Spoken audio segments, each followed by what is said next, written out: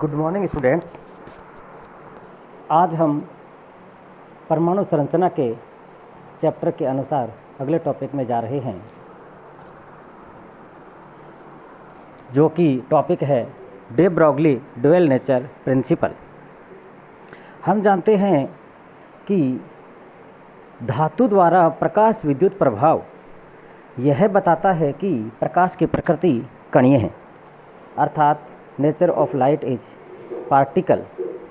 Opposite it, इसके अलावा विपरीत प्रकाश के कुछ गुण जैसे ध्रुवण, पोलराइजेशन, विवर्तन आदि यह बताते हैं कि प्रकाश की प्रकृति तरंगीय है, अर्थात वो वेव्स के रूप में चलता है।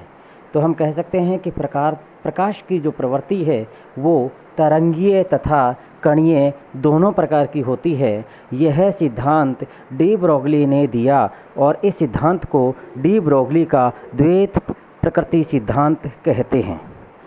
प्रकाश के जो तरंगीय गुण हैं वो है तरंगदैर्ध्य, एक शृंग और दूसरे शृंग के मध्य की दूरी, या एक गर्त और दूसरे गर्त के मध्य की दूरी, तथा आवृत्ति न्यू।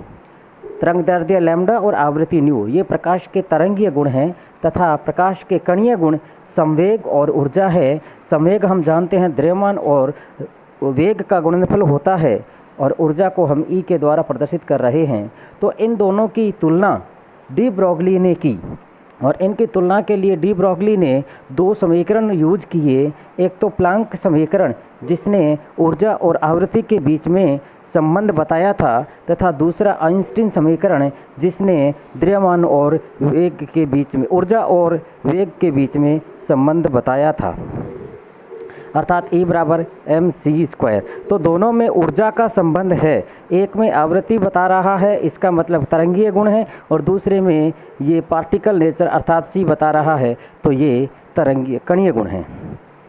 तो अकॉर्डिंग टू डी ब्रोगली इन दोनों समीकरण से समीकरण नंबर 1 प्लांक समीकरण, समीकरण नंबर 2 आइंस्टीन समीकरण आए। प्लांक समीकरण E बराबर h न्यू और E बराबर mc²। m यहाँ द्रव्यमान है और c यहाँ प्रकाश का वेग है। अब समीकरण 1 और 2 से, क्योंकि दोनों में E है, तो हम दोनों को रख लेते हैं कि h न्यू बराबर mc²। अब हमने क्या किया, ऊपर नीचे c का गुणा किया, ऊपर भी c का गुणा और नीचे भी c का गुणा, तो हमारे पास आ गया h न्यू अपॉन c बराबर mc।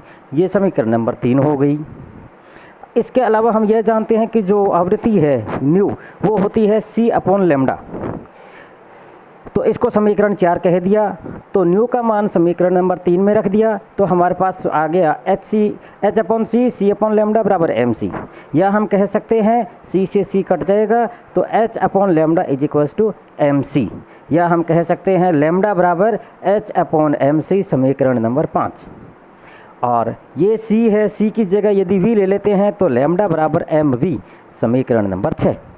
और mv और h इसका संबंध हम ये कर लेते हैं, mv बराबर h अपॉन लैम्डा। यहाँ m मास है, v वेग है, अर्थात m और v जो मास और वेग का गुणनफल होता है वो मोमेंटम अर्थात संवेग होता है। h यहाँ पर प्लांक कांस्टेंट है, तो हम कह सकते हैं कि संवेग है वो तरंगदैर्ध्य के व्युत्क्रमानुपाती होता है, अर्थात momentum is inversely proportional to wavelength.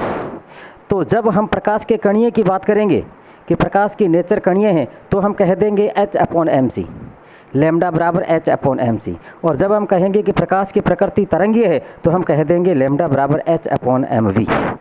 तो हम इस सिद्धांत पर डी ब्रोगली ने दिया कि संवेग जो है वो तरंगदैर्ध्य के व्युत्क्रमानुपाती होता है, अर्थात यदि संवेग बढ़ेगा तो तरंगदैर्ध्य कम होगा। Momentum is inversely proportional to wavelength. तो ये आज का हमारा वीडियो था, जिसमें हमने dual nature of de Broglie बताया। डी ब्रोगली के अनुसार प्रकाश की जो गुण हैं वो दोनों ही प्रकार के हैं, एक तरंगीय और एक कणीय। आप इसी प्रकार कंटिन्यूस इसको देखते रहें। आगे से आगे हम इसी परमाणु संरचना के चैप्टर में चलेंगे। नेक्स्ट टॉपिक के बारे में हम नेक्स्ट डे बात करेंगे, जिसका नाम है हाइजेनबर्ग अनसर्टेनिटी प्रिंसिपल, अर्थात हाइजेनबर्ग का अनिश्चितता का सिद्धांत। Thank you.